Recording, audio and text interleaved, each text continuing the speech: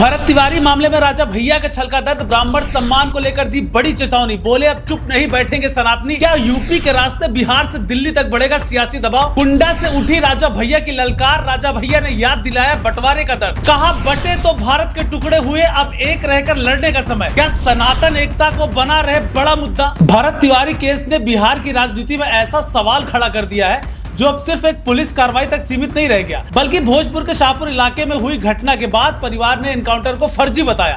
Social media पर video सामने आए, निष्पक्ष जांच की मांग तेज हो गई।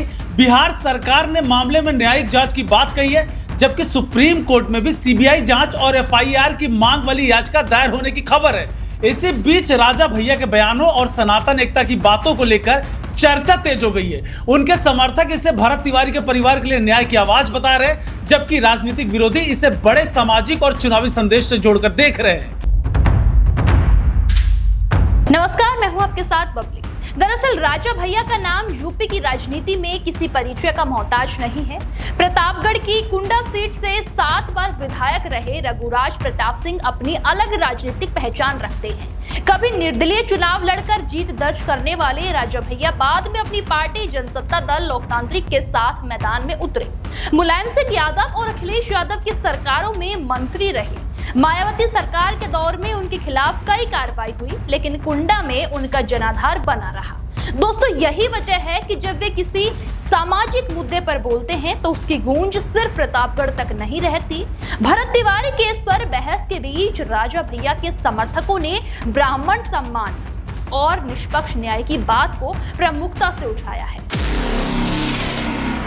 भरत तिवारी मामले में 2 अलग दावे सामने आए हैं। पुलिस का कहना है कि कार्रवाई मुठभेड़ की स्थिति में हुई, जबकि परिजनों का आरोप है कि भरत ने सरेंडर कर दिया था और उसके बाद गोली चली। इसी विरोधाभास ने मामले को गंभीर बना दिया। भरत की मां ने दोषियों पर कार्रवाई और सीबीआई जांच की मांग की है। बिहार विधान परिषद के सभापति अवधेश नारायण सिंह ने भी परिवार से मुलाकात कर जांच की बात कही है। दूसरी ओर केंद्रीय मंत्री जीतन राम मांझी ने एनकाउंटर को उचित बताया, जिसके बाद राजनीतिक बहस तेज हो गई है। इसीलिए इस केस में किसी निष्कर्ष पर पहुंचने से पहले न्यायिक जांच और अदालत की प्रक्रिया का इंतजार जरूरी है।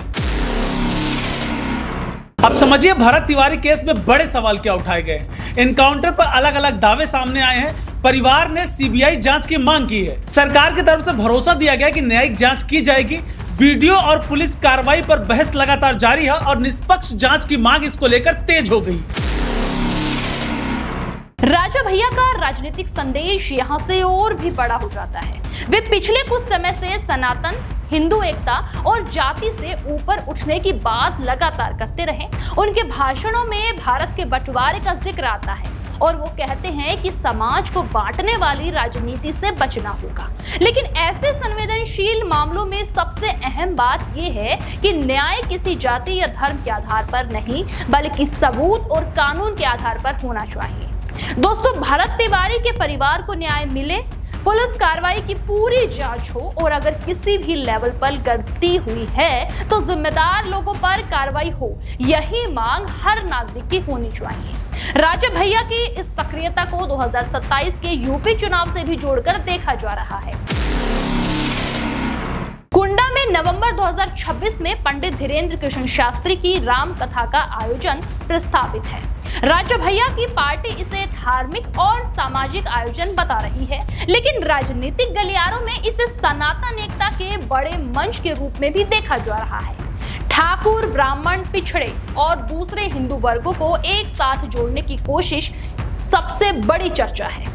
भरत तिवारी केस जैसे मुद्दे अगर सामाजिक सम्मान और न्याय की बहस के साथ जुड़ते हैं तो बिहार से लेकर यूपी तक इसकी राजनीतिक गूंज बढ़ सकती है।